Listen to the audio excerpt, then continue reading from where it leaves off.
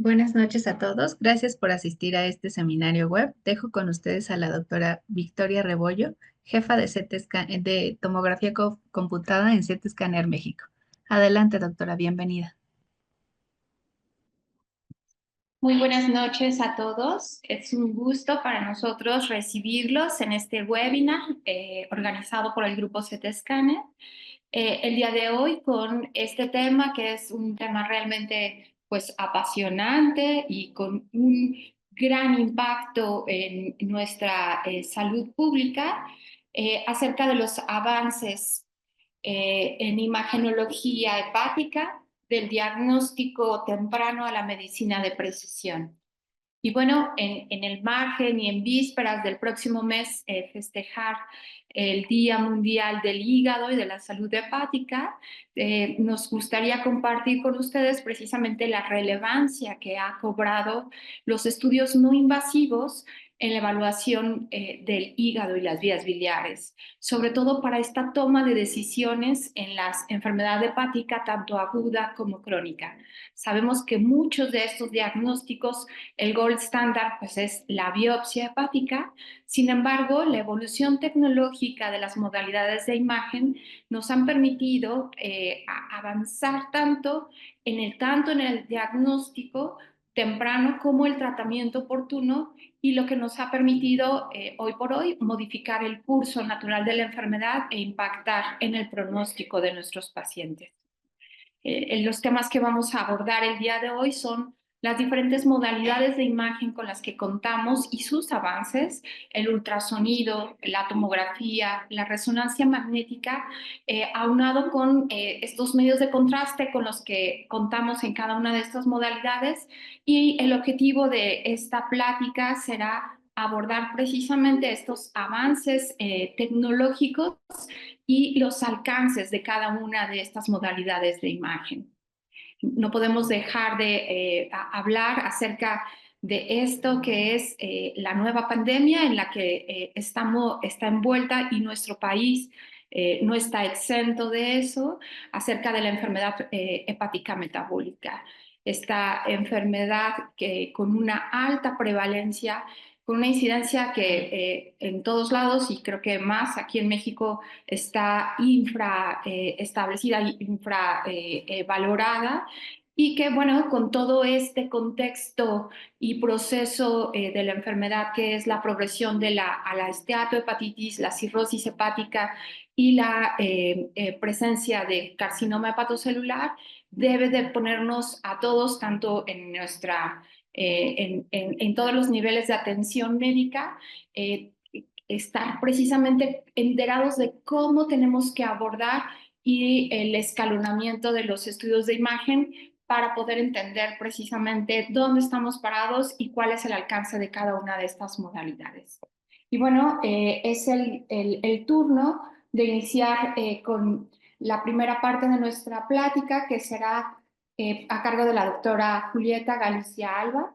La doctora Julieta, ella es especialista en imagenología diagnóstica y terapéutica, egresada de nuestro grupo CT Scanner, y actualmente es subdirectora médica de CT Scanner Lomas Altas y profesora adjunta del curso de posgrado de gastroenterología y de imagenología diagnóstica en nuestra sucursal de Lomas Altas. Adelante, doctora Julie. Muchísimas gracias por su presentación y muchísimas gracias también a todos aquellos que están unidos en este webinar. Entonces, como bien dijo la doctora Rebollo, el ultrasonido pues es en muchos casos el método de evaluación inicial en el estudio de la patología hepática. Por lo tanto, vamos a hablar sobre el avance tecnológico de un método clásico para el diagnóstico multiparamétrico. Y para entender por qué me refiero al ultrasonido hepático como un clásico, es importante conocer cómo ha desempeñado y cómo ha ayudado a lo largo de la historia en el estudio del hígado. Para eso hay que recordar que para los años 50, después de la Segunda Guerra Mundial, el ultrasonido empezó a tener mayor aplicación en la medicina, y ya Para 1958, este artículo de Lancet publicó la experiencia de la evaluación de 100 pacientes normales y con patología abdominal. Ya para los años 70 fue cuando verdaderamente el uso del ultrasonido hepático empezó a cobrar más importancia y esto se designaron las principales indicaciones, las cuales inicialmente fueron la detección de tumores hepáticos primarios y metástasis, también para confirmar o descartar la sospecha de abscesos y también confirmar la sospecha clínica de ascitis. Ya para 1978 también se supo que el ultrasonido era útil para mejorar la precisión diagnóstica cuando la gamografía hepática era equívoca. Ya para este artículo de 1976 publicado en Gastroenterology, pues se empezó a ver cuáles eran las grandes ventajas de esta modalidad, las cuales persisten hasta nuestros días, el cual es un método no dañino que se puede utilizar de una forma segura en pacientes embarazadas y en la edad pediátrica y que también era un método muy útil para la detección de complicaciones de esta enfermedad, que pues en aquellos tiempos era difícil de tanto de diagnosticar eh, de manera inicial como sus complicaciones. Entonces, también era útil para ver los quistes, los pseudoquistes pancreáticos y los abscesos. Por otro lado, e indiscutiblemente, también se encontró la gran eficacia diagnóstica y su gran desempeño para la evaluación de la patología vesicular, particularmente para la detección de piedras, así como de la dilatación del árbol biliar. Por otro lado, también desde 1976 se supo que esta era una herramienta muy importante para guiar los procedimientos de punciones a nivel del páncreas, también para la aspiración de líquido intraabdominal, las biopsias hepáticas y también para la colangiografía percutánea transhepática. Aquí nada más otra muestra más, colocar en un buscador acerca de la historia del papel del ultrasonido hepático, pues nos podemos dar cuenta cómo desde los 70 hasta nuestros días continuamente ha sido una modalidad bastante estudiada y bastante útil. Ahora, conforme fueron creciendo los avances del ultrasonido, esto también ocurrió paralelamente en otras modalidades de imagen. Sin embargo, también se ha visto que el ultrasonido hepático tiene ventajas económicas respecto a otras modalidades de imagen. Y como bien mencionó la doctora Victoria Rebollo, pues estamos viviendo prácticamente una pandemia de enfermedad metabólica hepática, por lo cual tener esto en consideración para los servicios de salud es de suma importancia. Entonces, particularmente cuando nosotros combinamos el ultrasonido con el medio de contraste, ahí es donde podemos encontrar grandes ventajas económicas respecto a la tomografía computada y la resonancia magnética, ya que es un método de bajo costo al comparar con los otros métodos seccionales, bastante accesible y también tiene esta gran capacidad de dar información diagnóstica precisa en tiempo real. Entonces, en el contexto del diagnóstico de hepatocarcinoma en un paciente con cirrosis, el ultrasonido contrastado ha demostrado una reducción de los costos, ya que al ser capaz de caracterizar las lesiones encontradas en el hígado y poder definir si estas son malignas o malignas, logra disminuir la incidencia de biopsias hasta en un 23%, lo cual impacta de manera muy importante a los costos de hospitalización y de los procedimientos. También el ultrasonido contrastado permite una caracterización bastante precisa de lesiones hepáticas, lo cual puede evitar la necesidad de realizar otras modalidades de imagen mucho más costosas. Sin embargo, como todo y particularmente el ultrasonido puede tener ciertas limitaciones, sobre todo en lesiones pequeñas, en aquellos pacientes que tengan hígados ya muy chiquitos y difíciles de explorar y también eh, es definitivamente operador dependiente y al menos para hacer el ultrasonido contrastado, el equipo requiere de tener un software especial y pues también que te permita obtener estas imágenes. Otra de las ventajas del ultrasonido hepático económico respecto a otras modalidades de imagen es para el tratamiento y monitoreo de los abscesos hepáticos, ya que es una alternativa mucho más económica y menos perjudicial que la tomografía computada y te permite hacer el abordaje terapéutico a través de la punción de estos abscesos y también pues el diagnóstico y seguimiento en tiempo real.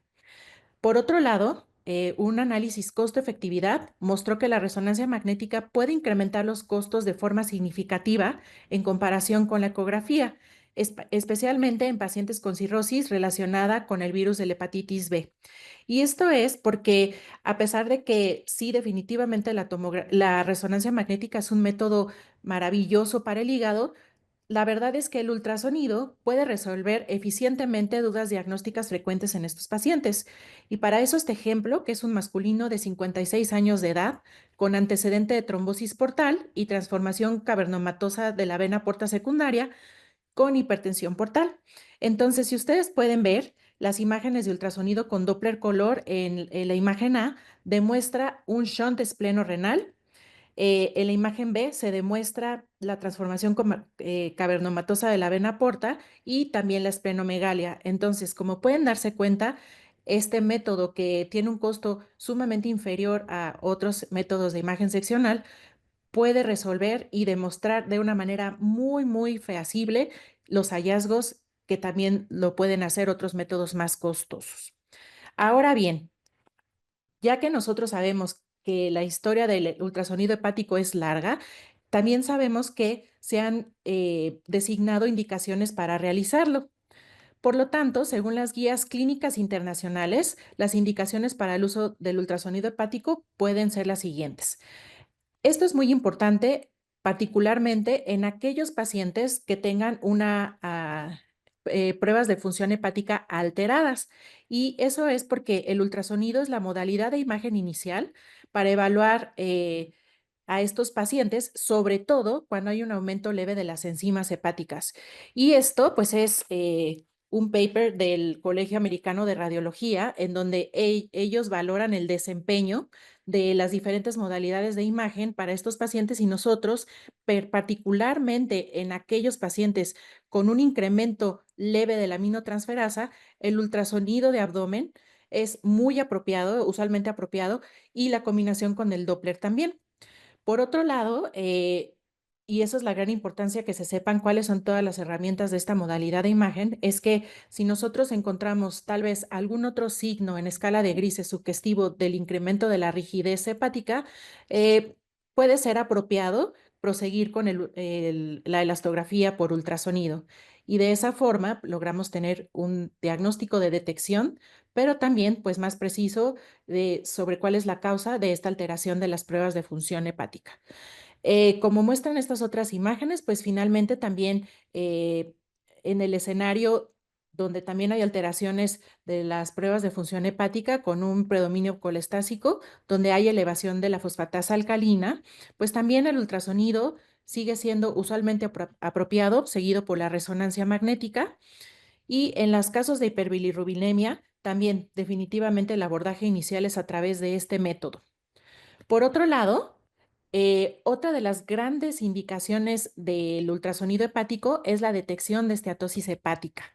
Entonces, como bien dijo la doctora Rebollo, actualmente la enfermedad hepática grasa no alcohólica es la causa más común de enfermedad hepática crónica. Y pues vean, aproximadamente, y esto sabemos que está infraestimado, se calcula que el 25% de la población del mundo está diagnosticada con esta enfermedad. Estos pacientes del 20 al 30% pueden llegar a progresar a fibrosis o esteatohepatitis y pues vean, en Estados Unidos pues se llega a gastar anualmente 103 billones de dólares. Por lo tanto, el ultrasonido es una herramienta muy importante ya que aparte de que es efectiva y que tiene un buen desempeño, como lo vamos a ver en las diapositivas siguientes, pues definitivamente su costo lo hace un método ideal. Ahora, la detección de esteatosis hepática, pues es una técnica que se conoce desde el pasado, ya que ha sido evaluado desde los años 70. Sin embargo, algunas de sus desventajas es que este es un método subjetivo, ya que el operador es el que está haciendo a través de la evaluación de la ecogenicidad del parénquima, de las paredes de la porta, de las paredes de la vesícula biliar y la claridad del diafragma. Pues de esta forma, dependiendo de los hallazgos, nosotros podemos clasificar al hígado como un hígado normal, con esteatosis leve, moderada o severa. Entonces aquí en estas imágenes nosotros podemos ver cómo es la manera comparativa con la que nosotros podemos etapificar la esteatosis. Sin embargo, es un método totalmente subjetivo en donde el operador, dependiendo de sus criterios, pues va a decidir y puede cometer errores, particularmente en aquellos casos en donde la esteatosis sea leve. Ahora bien, respecto a las técnicas actuales, vamos a hablar primero sobre el índice hepatorrenal semicuantitativo. Este mide de forma indirecta y semicuantitativa la esteatosis como la relación de cogenicidad entre la corteza del hígado y la del riñón derecho adyacente. Como muestran estas imágenes, se van a colocar ROIs en el parénquima hepático y la corteza renal derecha en una sola imagen. Y también esto debe de tener cuidado de que siempre se haga la misma distancia del transductor. Esto para evitar cálculos semicuantitativos alterados por las diferencias de profundidad de estos dos órganos. Aquí, pues, se han publicado varios valores de corte del índice hepatorrenal. Sin embargo, carecemos de valores de corte ampliamente aceptados y disponibles. Entonces, eso es una de sus desventajas. Por otro lado, sigue siendo operador dependiente y otra de las cosas muy importantes es que cuando hacemos estos cálculos, el software, pues, el software lo hace pensando que el parénquima renal es normal. Entonces pueden existir errores en aquellos pacientes con un adelgazamiento cortical, con alteraciones o cambios por fibrosis o cuando se interpone parte de la pirámide renal. Ahora, otra técnica de las técnicas actuales es el coeficiente de atenuación. Esta modalidad pertenece al grupo de las técnicas cuantitativas de pulso eco. ¿Cómo le va a hacer? Pues mide la pérdida de energía acústica a medida que una onda sónica se propaga a través de un medio de frecuencia específica. Cada uno de los tejidos va a tener un coeficiente de atenuación. El del hígado se encuentra en el rango de los 0.4 al 1.26 decibeles. Para hacer el cálculo, este es un equipo de General Electric con el que contamos en CT Scanner Lomas Altas. Se va a colocar un ROI grande en el parénquima hepático, siempre muy importante, evitando artefactos, masas hepáticas o vasos grandes, y de esta forma se calcula el coeficiente de atenuación. La verdad es que es una modalidad muy fácil de hacer, en donde la variabilidad o los errores del operador no son tan significativos. Y pues esta modalidad en General Electric se conoce como el parámetro de atenuación guiado por ultrasonido con las siglas UGAP.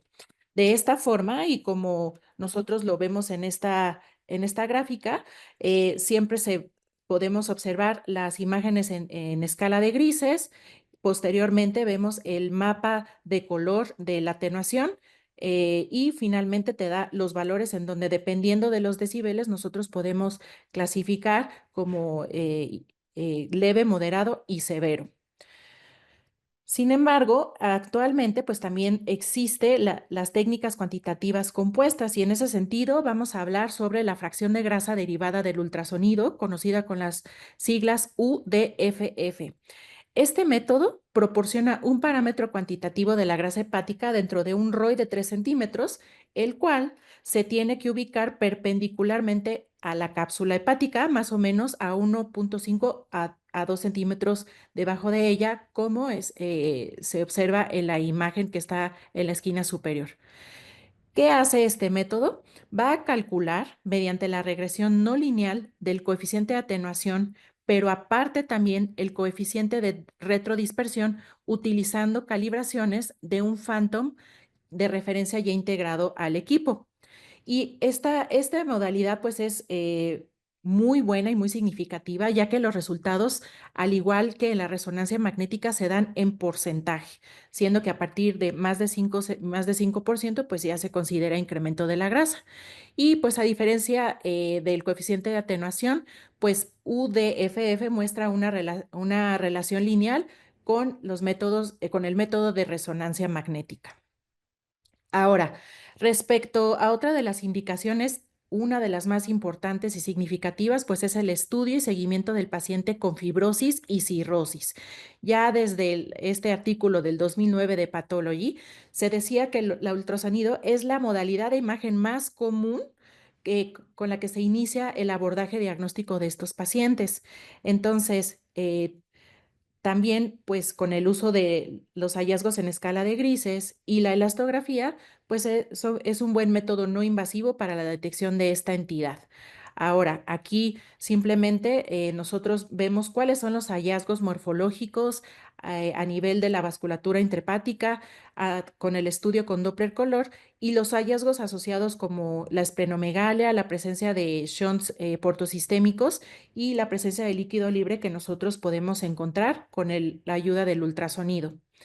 Ahora bien, otra de las cosas súper importantes de estos pacientes es pues que definitivamente la elastografía guiada por ultrasonido ha sido un avance tecnológico importantísimo, ya que ha logrado evitar la mayor parte de las biopsias hepáticas que son costosas y que aparte no están libres, no están exentas de riesgos para el paciente.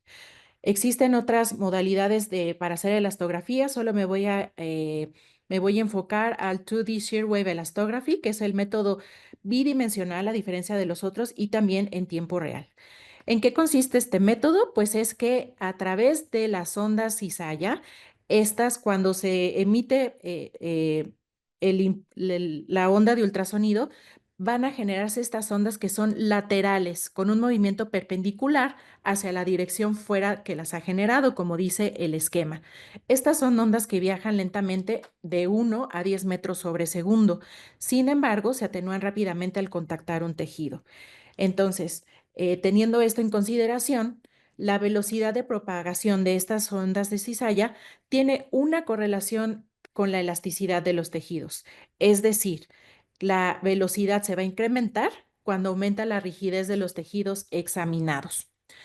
Finalmente, pues definitivamente y conforme hablarán en las otras pláticas, pues el ultrasonido ahora forma ya parte de la evaluación de las lesiones hepáticas sospechosas en hígados cirróticos en el IRADS.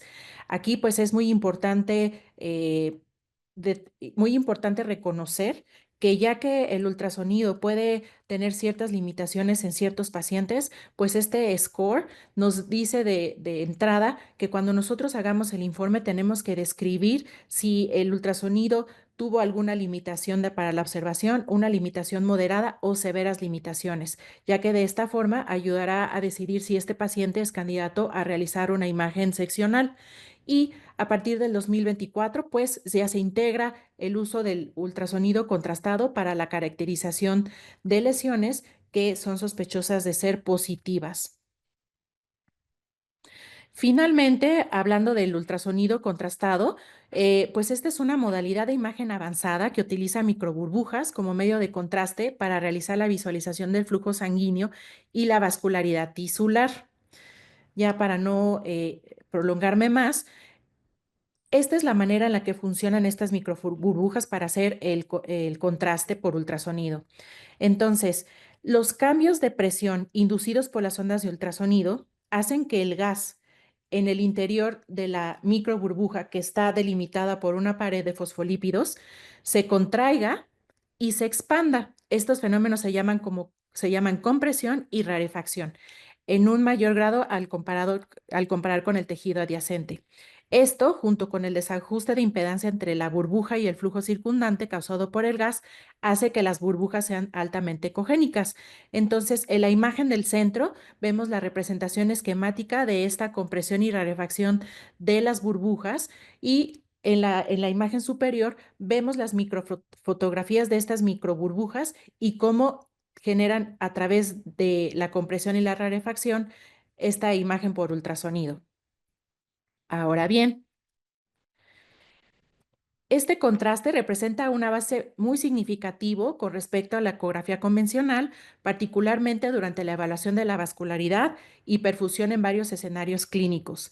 Tiene una alta resolución temporal y algo que es muy importante es que es un medio de contraste 100% intravascular, ya que por el tamaño de la microburbuja es incapaz de salir por la pared del vaso.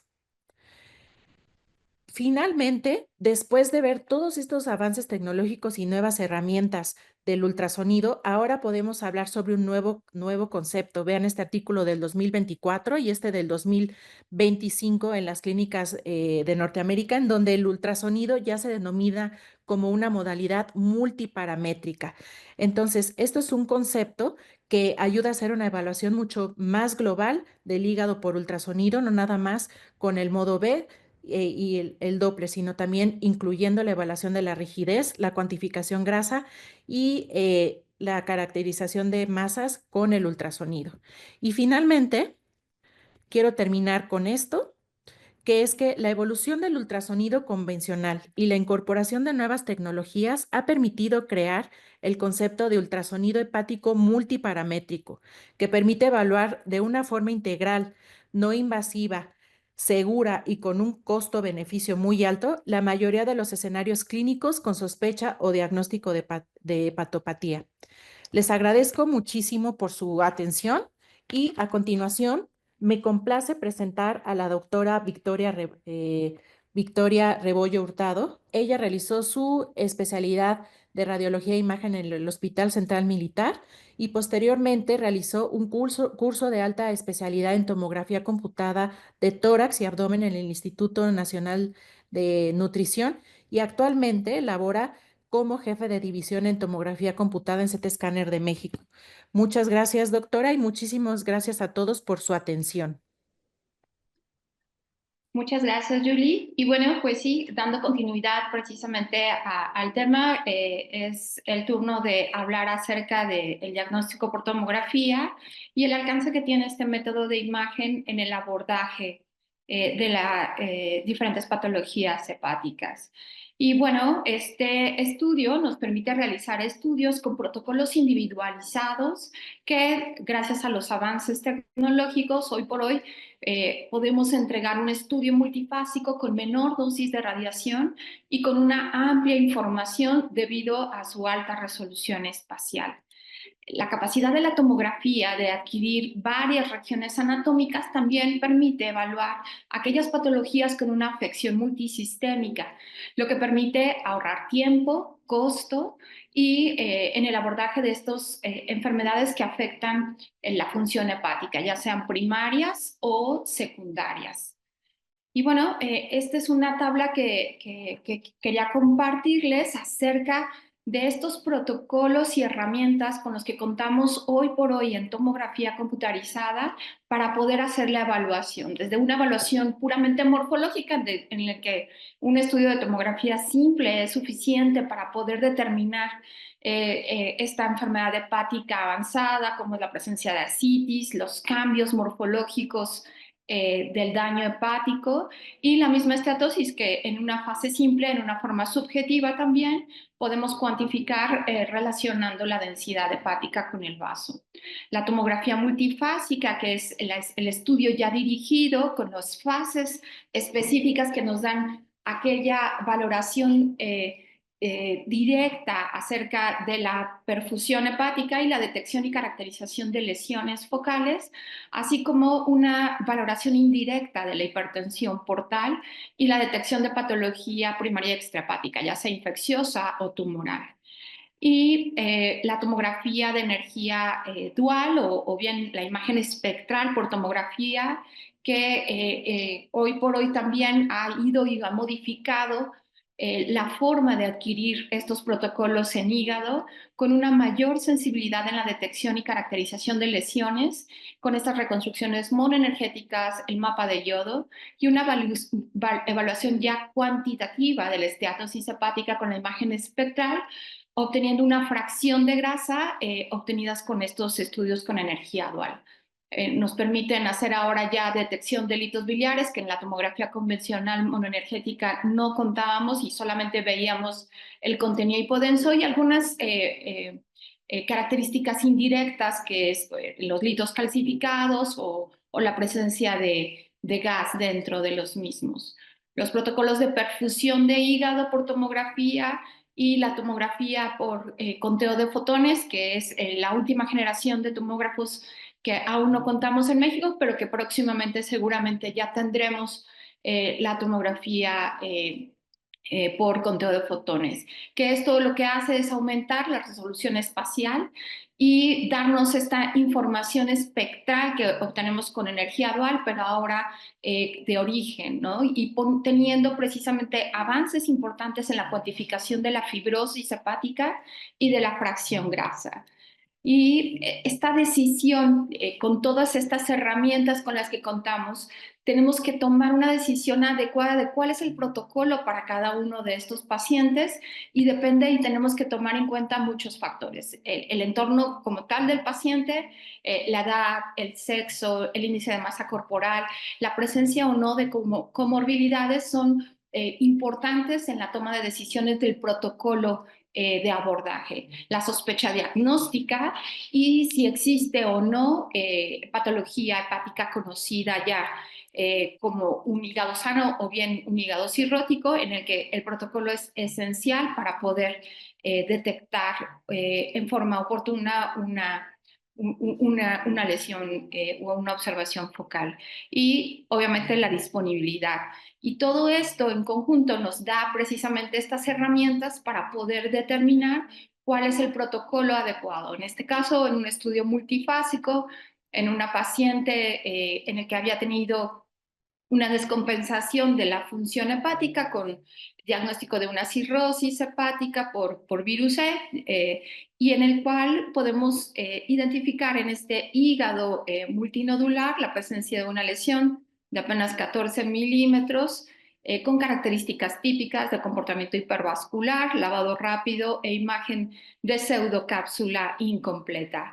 Al hacer las reconstrucciones y obtener las fases adecuadas nos permite hacer este diagnóstico temprano y al mismo tiempo hacer la evaluación, en este caso de los cambios morfológicos asociados a la hipertensión portal. La presencia de varices esofágicas y la circulación colateral y hacer una evaluación cuantitativa y objetiva de, en este caso, una esplenomegalia. La valoración anatómica nos permite también hacer la planeación adecuada y ahorrar en el mismo abordaje del paciente el tiempo de la toma de decisión de cuál es el mejor método del tratamiento para cada uno de estos casos individualizados. En este caso se trató, decíamos, de una lesión y una observación con características típicas de un carcinoma hepatocelular en un hígado multinodular. Y bueno, estas son las imágenes post-tratamiento en el que hacemos nuevamente un estudio multifásico, el manejo que por la localización de la lesión subcapsular en el domo hepático. El abordaje fue con una ablación por laparoscopía y vemos aquí la lesión tratada con escaso líquido hiperhepático sin tumor viable. Continúan los datos de la hipertensión portal, pero sin tumor viable. Y bueno, estos estudios dirigidos nos permiten, en este caso, el caso de un paciente ya con un diagnóstico de carcinoma hepatocelular manejado con quimioembolización, sin embargo, con una pérdida en el seguimiento de estas lesiones tratadas, y vemos cómo este estudio dinámico o de perfusión hepática nos permite hacer una evaluación con una alta sensibilidad de detección de lesiones. En este caso vemos las lesiones tratadas y las múltiples zonas de realce característico hipervascular que vemos como tumor viable. Y bueno, el diagnóstico y la precisión con estos estudios dinámicos pues nos permite que la alta sensibilidad y la precisión de este estudio dinámico, podamos hacer el diagnóstico temprano de lesiones tan pequeñas como de apenas de 10 a 20 milímetros. Y bueno, además con esta resolución espacial podemos hacer también la volumetría hepática para poder determinar el abordaje, ya sea quirúrgico o por ablación, de estas lesiones cuando son multifocales. Este es otro caso de un paciente con una cirrosis por virus C, en el que la descompensación fue evaluada por ultrasonido, y en este ultrasonido detectamos la presencia de un trombo a nivel de la confluencia ahí portomesentérica, y con este contexto, sin observación focal a nivel del ultrasonido, por esta descompensación y con la presencia del trombo, se sometió a un estudio multifásico por una sospecha clínica, ¿no?, de esta descompensación por una lesión focal. Y bueno, nuevamente, esto sabemos que esta topografía del domo hepático adyacente al diafragma, pues son segmentos que son difícilmente evaluados completamente en el ultrasonido, y vemos nuevamente una observación focal con un comportamiento típico hipervascular con lavado del contraste en la fase portovenosa y venosa tardía, y es lesión única con un diagnóstico, la verdad, pues temprano. Vemos que se identifica la presencia del trombo, pero es un trombo completamente hipodenso, no tumoral, y nuevamente con una caracterización de una lesión temprana, clasificación LIRAD-5. Y hablábamos de esta resolución espacial que también nos permite hacer esta evaluación anatómica vascular arterial en el abordaje de la embolización de estas patologías. Nos ahorra también precisamente la detección de ya sea variantes anatómicas, los dobles aportes arteriales, y identificar precisamente los vasos de neoformación que habitualmente caracterizan a este tipo de lesiones hipervasculares, lo que hace precisamente mucho más fácil el abordaje por radiología intervencionista para la embolización, en este caso de un carcinoma hepatocelular muy grande, pero único, que fue sometido a una quimioembolización. Es también muy frecuente que encontremos enfermedad avanzada hepática, en este caso un tumor muy extenso que prácticamente sustituía todo el lóbulo hepático derecho, y además en esta fase portovenosa, bueno, podemos encontrar ahí la presencia del trombo tumoral que invade la vena suprahepática y parte de la porción hasta supradiafragmática de la vena cava inferior. En este caso se trataba de un carcinoma hepatocelular difuso. Vemos el comportamiento en el estudio multifásico con estas realce nodular múltiple en la fase arterial, y bueno, vemos ahí el trombo que se puede proyectar, en este caso hasta el piso de la aurícula derecha. Y una de las ventajas en el abordaje de estos pacientes en la tomografía es precisamente poder determinar, además del estudio multifásico y la detección de esta complicación tan importante, pues hacer la evaluación también complementaria. En este caso, esto es una fase ya venosa, obtenida con energía dual, en la que podemos detectar la presencia de tromboembolia pulmonar, y bueno, la evaluación ahí con la presencia hasta de un infarto secundario a embolismo pulmonar secundario al trombo tumoral.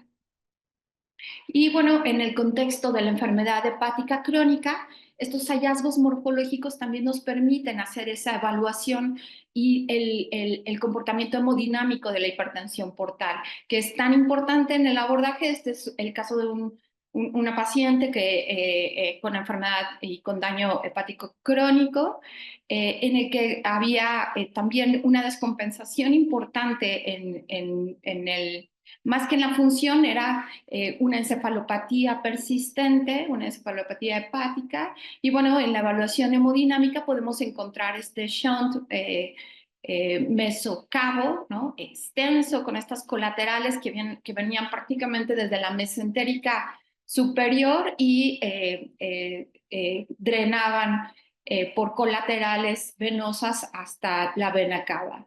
La alta resolución espacial, en este caso, pues nos permite determinar y evaluar. Vemos aquí, esta es la vena colateral, la vena porta era una vena realmente muy delgada, y vemos esto que es la circulación colateral en la vena mesentérica superior, con la formación de esta dilatación de vasos venosos y que drenaban en la vena cava inferior. Con este shunt mesocavo, pues bueno, tenemos ahí perfectamente la explicación de la encefalopatía persistente, y bueno, se tomó la decisión de hacer el cierre primario de esta circulación colateral, precisamente para hacer y aliviar esa encefalopatía persistente. Y vemos aquí el hallazgo ya posterior al tratamiento, en el que vemos el plug vascular que cerró las colaterales y con una mejoría hasta del calibre de la vena porta.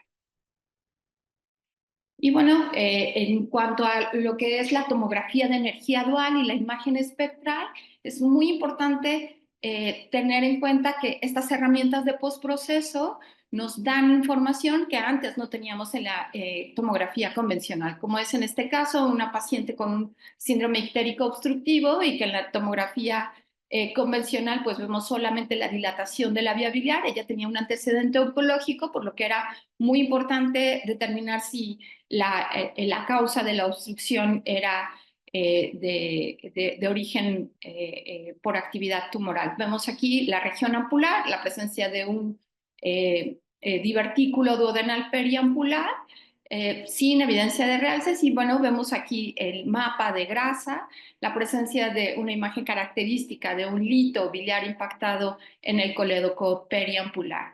Es información que no teníamos antes, y que con estas herramientas de postproceso podemos precisamente determinar el origen, sin ahorrándoles un paso, precisamente para no necesitar una colangioresonancia. Esa paciente va directo a una CEPRE para poder hacer la liberación. Este es otro caso de una mujer con ictericia indolora, con una dilatación importante de la vía biliar, y vemos aquí el colédoco, la reconstrucción del pancreático. Vemos que no hay dilatación del conducto pancreático principal, y la dilatación del colédoco hasta nivel de la región, nuevamente de la región ampular, esto con una morfología diferente.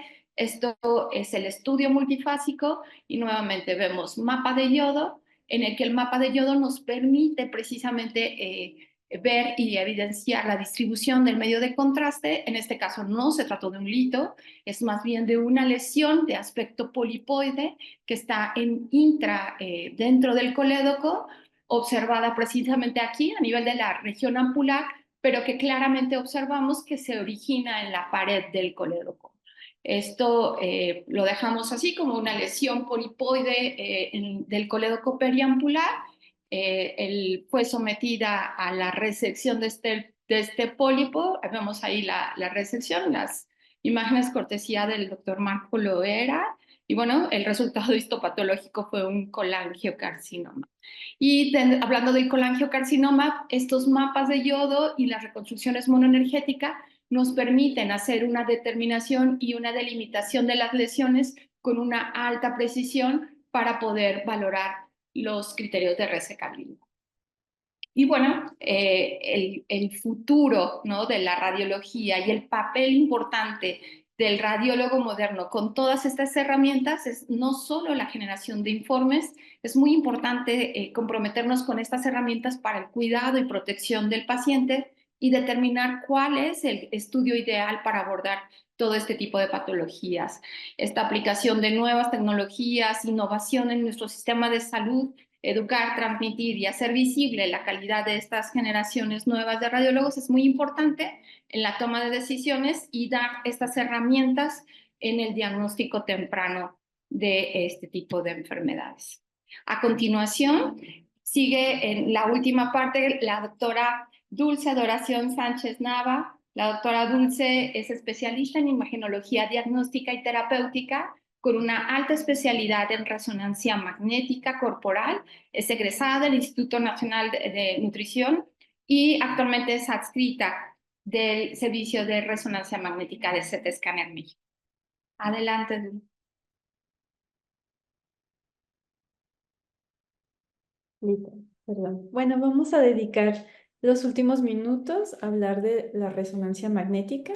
Traté de resumirlo en 3 puntos muy importantes que se pueden aplicar: análisis de las lesiones focales, la vía biliar y la cuantificación, y algo de lo que hablamos muy poquito, que es el cribado. En el análisis de las lesiones, pues sabemos que en el contexto tanto de hígado sano como de hígado enfermo, es muy importante detectar y caracterizar adecuadamente las lesiones para ver su manejo, ¿no? Como sabemos, en hígado sano, la probabilidad de que sea una lesión maligna es muy alta, pero hay lesiones premalignas y es necesario caracterizarlas, diferenciar hiperplasias nodulares focales de adenomas o incluso determinar el grado de enfermedad metastásica, ¿no? Cuántas lesiones hay, si hay lesiones presentes o no. Y en el hígado enfermo, en el que hay una alta probabilidad de lesiones malignas, pues también determinar adecuadamente su manejo, el número de lesiones, qué es lo que podrían ser estas lesiones, para que así el manejo del paciente sea el más adecuado. Entonces, en la resonancia magnética, la ventaja que tenemos sobre otros métodos es la excelente diferenciación tisular. Nosotros, cuando vemos una secuencia como radiólogos, lo que estamos viendo es esta interacción que ocurre de las lesiones con nuestro método diagnóstico. Entonces, por ejemplo, aquí les muestro lesiones que correspondían con carcinoma hepatocelular, y vean cómo las podemos ver, ¿no? Moderadamente hiperintensas en T2, que muestran caída de su señal y que muestran marcada restricción a la difusión. Cada una de estas características nos permiten disminuir el número de diferenciales que nosotros tenemos en un hígado tanto enfermo como sano, y a esto le llamamos la evaluación multiparamétrica. Estamos muy acostumbrados a pedir resonancia magnética de hígado simple o con contraste, pero no, realmente lo que estamos viendo, estamos valorando muchísimo más allá de lo que podemos pensar. Y bueno, si le agregamos ahora los nuevos materiales de contraste con los que contamos, tanto el intravascular como el Primovis, que lo que hace es entrar a los hepatocitos, bueno, pues todavía tenemos más datos que analizar, más características. El Primovis, a grandes rasgos, lo que hace es que después de pasar por las estructuras vasculares, va a ingresar de forma activa a través del receptor OATP1B3 al hepatocito, y será también de esta misma forma que será excretado hacia el canalículo biliar. Es decir, solo las lesiones de origen hepatocelular que van a expresar estos receptores son los que van a captar el Primovis, y si no hay nada que compita con la excreción de este material de contraste, también va a ser excretado a través de estos receptores. Y bueno, aquí tenemos un ejemplo, ¿no? Aquí tenemos 2 lesiones quísticas, el hígado en diferentes secuencias, y si hiciéramos una adquisición convencional, probablemente nos quedaríamos pues hasta la fase venosa o la fase tardía. Sin embargo, cuando agregamos el Primovis, pues vemos este intercambio que va habiendo del espacio intravascular o extracelular hacia el hepatocito. Vean cómo va incrementando la intensidad de señal de fondo del hígado con respecto a las estructuras vasculares. Y finalmente tenemos la fase hepatobiliar, en la que ya no tenemos contraste en las estructuras vasculares, se empieza a eliminar a través de la vía biliar, y podemos caracterizar muchísimo mejor las lesiones, tratar de saber qué es lo que está pasando con ellas. Aquí les traigo 2 casos de ejemplo, 2 lesiones grandes heterogéneas. El primero es un masculino de 60 años que no tenía ningún daño hepático conocido, no tenía tampoco ningún factor de riesgo, y lo mandaron para que examináramos esta lesión, ¿no? Una lesión voluminosa, heterogénea, con un área hiperintensa central que simulaba una cicatriz, que cuando vemos en el resto de las fases vemos que más bien son áreas de necrosis. Vean esta secuencia fuera de fase en la que vemos la caída. Cuando nosotros comparamos esta secuencia con el dentro y vemos estas áreas que son de menor intensidad de señal, lo que nos están traduciendo es la presencia de grasa microvoxel o microscópica, y vean cómo tiene una lesión satélite que también tiene presencia de grasa microscópica. Cuando aplicamos el material de contraste, un realce heterogéneo, áreas con mayor realce, por ejemplo en el centro, que tienden a lavar, ¿no? un realce heterogéneo en la fase venosa y en la fase hepatobiliar predominantemente hipointenso con algo de retención del material de contraste en el centro. Esta lesión, por su comportamiento hipervascular con lavado, a pesar de ser muy heterogénea, la grasa microscópica fue la clave para poder guiarnos al diagnóstico de un carcinoma hepatocelular clásico, que también pues tenían la lesión satélite, ¿no? En este caso pues se comprobó por biopsia. Venean esta otra lesión en una femenina de 50 años, también un hígado sano, una lesión también muy voluminosa, heterogénea, con áreas hiperintensas centrales, pero con un halo hiperintenso que la rodea. Nos empieza a dar la primera clave, ¿no? Cuando lo aplicamos, aquí no les muestro el fuera, sino el dentro de fase, áreas hipointensas que la rodean, una lesión también muy heterogénea con un centro de diferente intensidad de señal.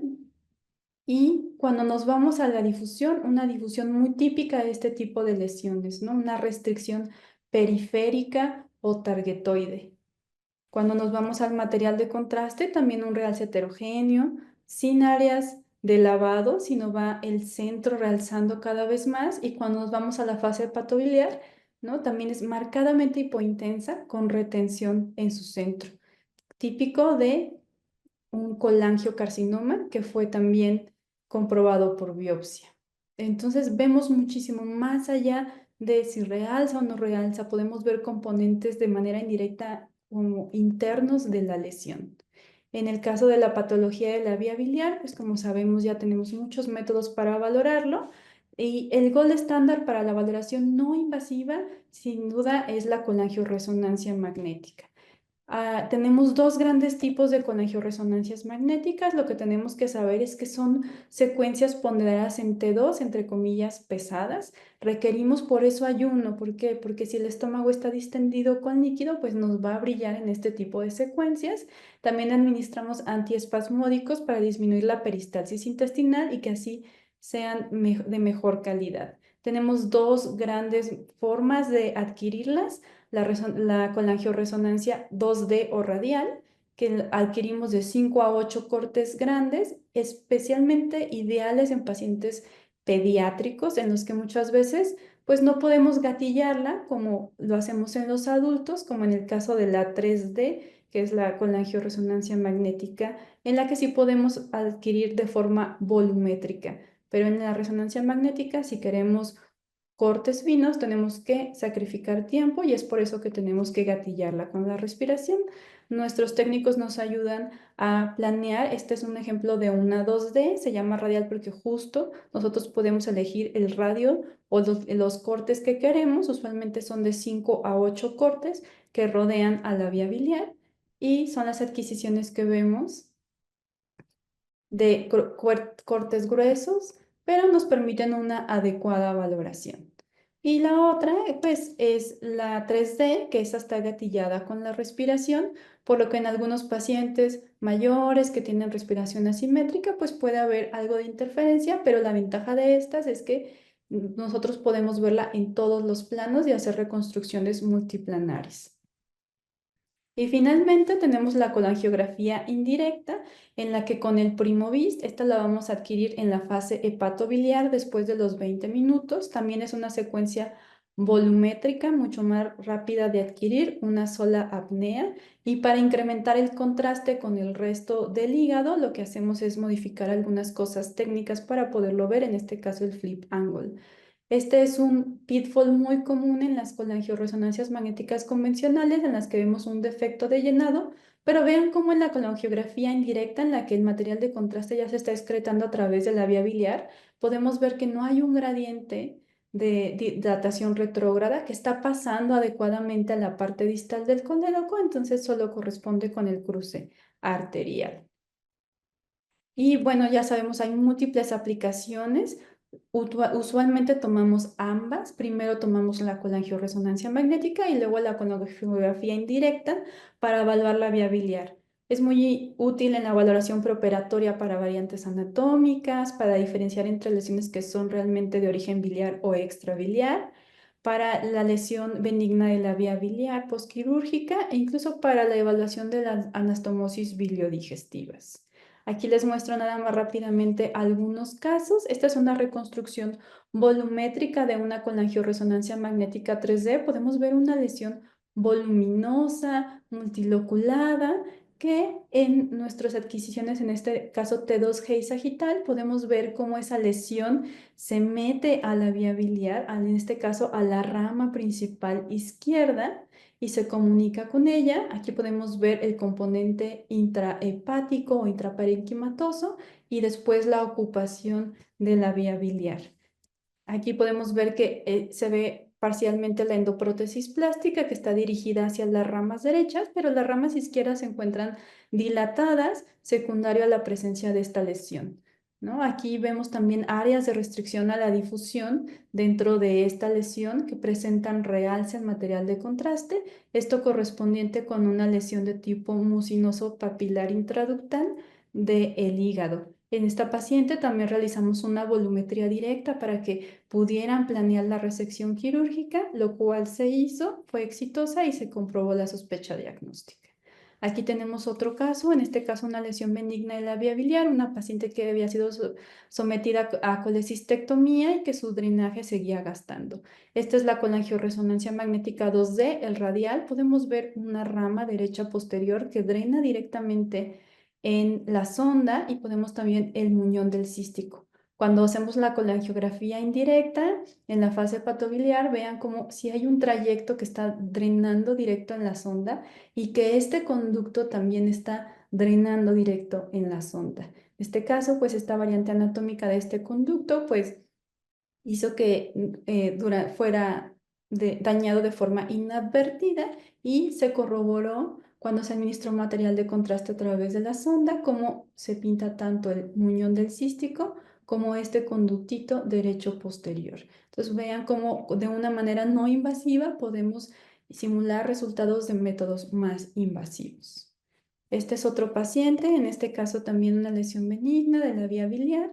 Tenemos una rama que en la colangio no nos queda claro si se encuentra conectado o no con la vía biliar. Está dilatada. Esta otra rama también muy irregular con una zona de disminución del calibre, pero que en la colangiografía indirecta podemos ver como la rama más inferior derecha sí drena adecuadamente, pero la más superior ni siquiera es capaz de concentrar el material de contraste por la presión hidrostática que se encuentra dentro de ella.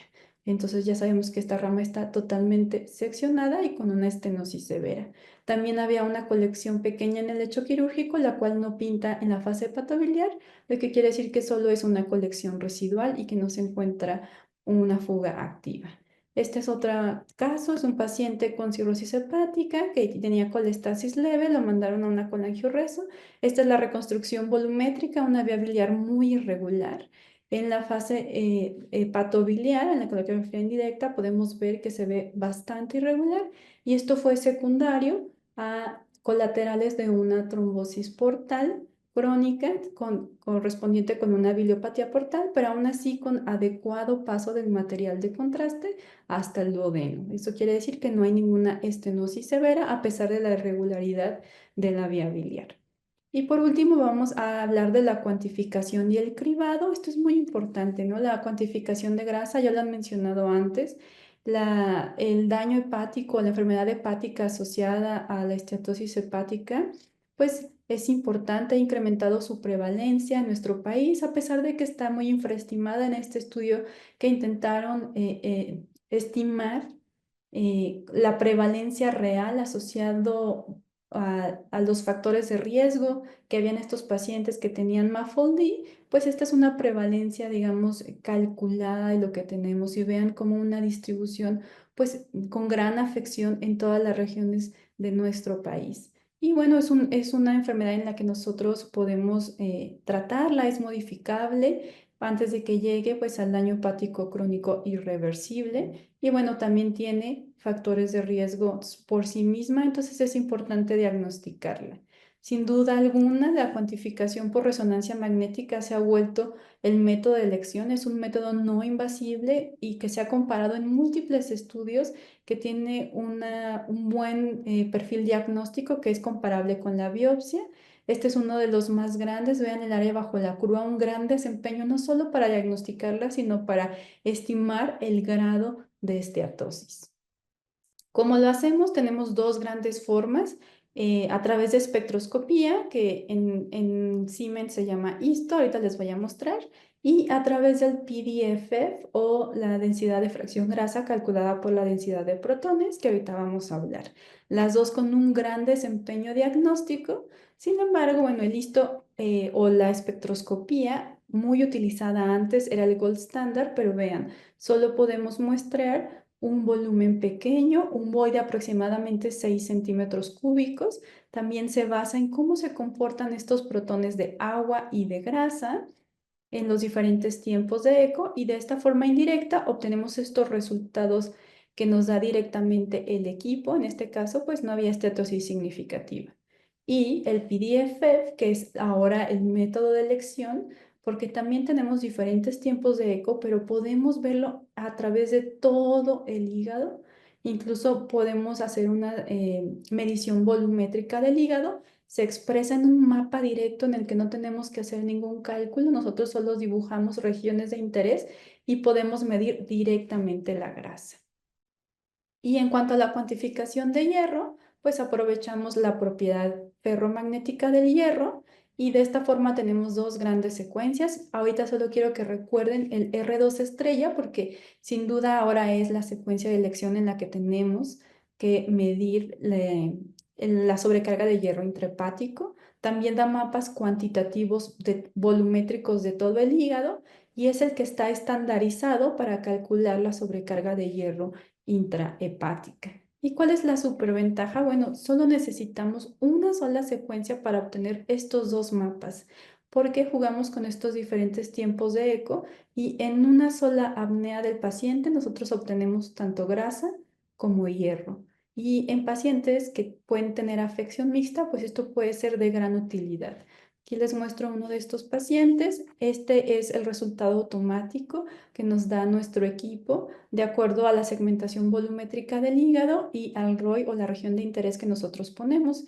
Entonces nosotros podemos ver de un solo vistazo que este paciente tiene esteatosis hepática, pero que también tiene incrementado la velocidad del R2 estrella, y esto nos habla también de sobrecarga de hierro. Cuando los vemos en el mapa de PDFF y R2 estrella, todas estas áreas que son de azul más claro comparadas con el vaso corresponden con esteatosis, y las áreas de menor intensidad de señal en el mapa de R2 estrella corresponden con estos depósitos de hierro. Entonces nosotros podemos medir de forma cuantitativa la cantidad de grasa y hierro en este paciente, y no nada más ver el desplazamiento químico en nuestras secuencias convencionales.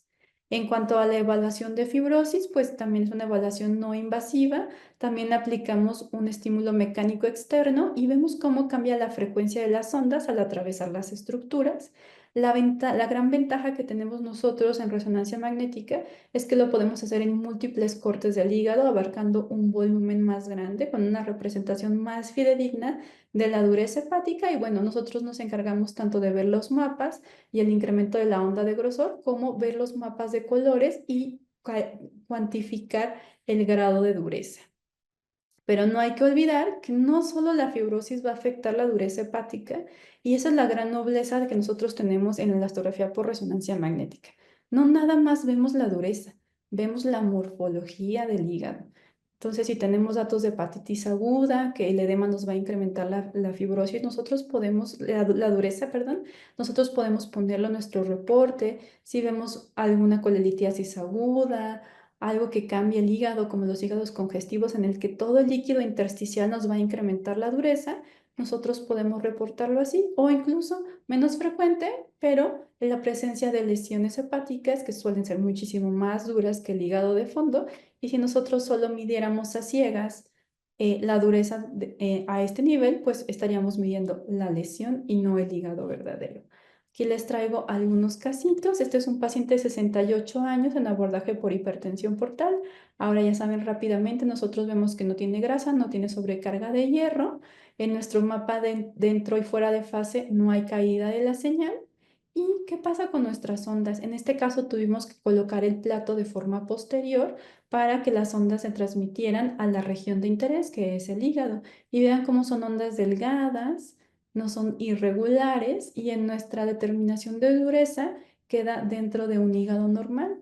Pero ¿cuál es la ventaja que tenemos? Bueno, la evaluación morfológica, ¿no? Atrofias segmentarias del hígado, una pobre visualización de la porta. Aquí vemos múltiples vasos colaterales que rodean este colédoco, que lo corroboramos en nuestro T1.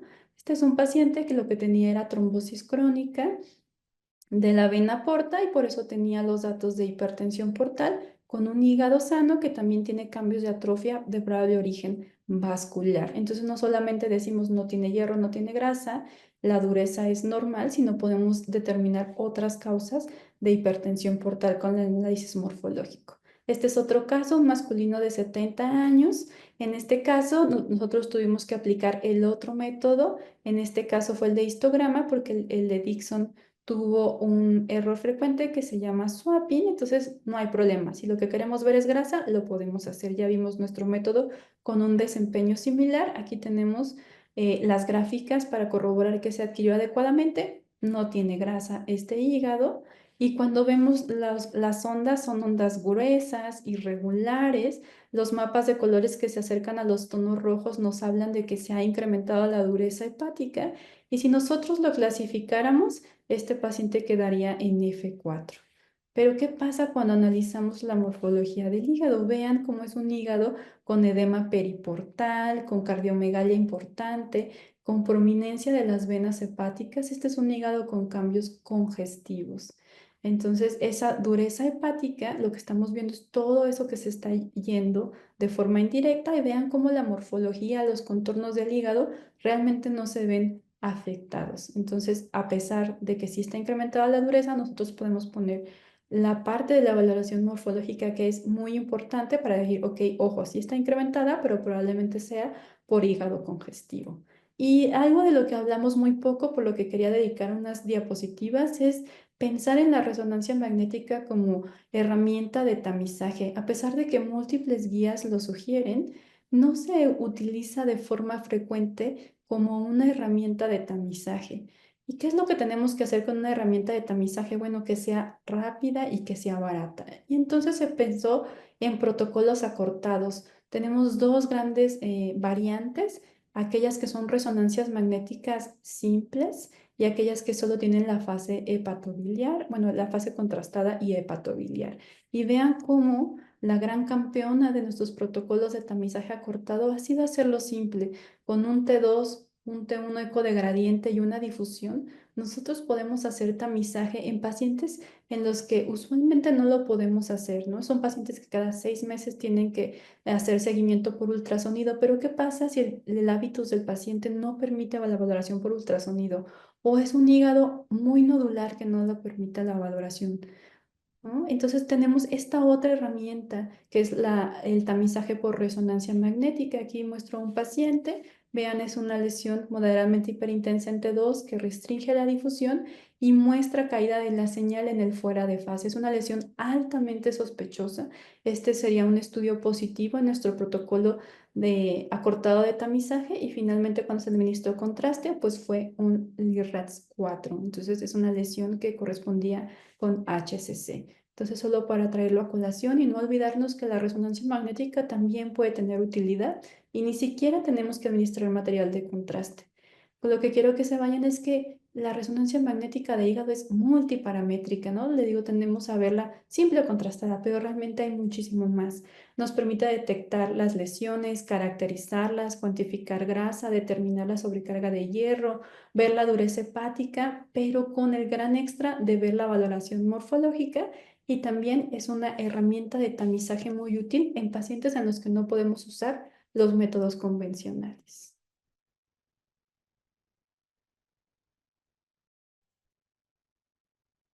Muchas gracias, Dulce. Muchas gracias a todos. A continuación tenemos una sesión de preguntas. Las preguntas se estuvieron contestando a nivel del chat, pero sí es muy importante que por favor nos ayuden contestando la encuesta acerca del webinar. Y una parte importante de esto es su retroalimentación para los futuros webinars que este grupo con mucho gusto prepara para todos nuestros médicos. Entonces, ya está en sus pantallas la encuesta. Agradecemos mucho la presencia. La verdad es que creo que, bueno, a pesar de que es un tema tan extenso, estamos en la orilla de la silla precisamente viendo la posibilidad y el alcance de todos estos estudios de imagen y que es muy importante tenerlos en cuenta para poder determinar cuál va a ser el estudio de elección en cada uno de nuestros pacientes y de nuestros casos individualizados. Muchas gracias, Vero. Esperemos que todos puedan contestar nuestra encuesta. Y si tienen alguna duda o pregunta, pueden hacérnosla llegar con nuestro contacto que aparece también en el chat. Muchas gracias.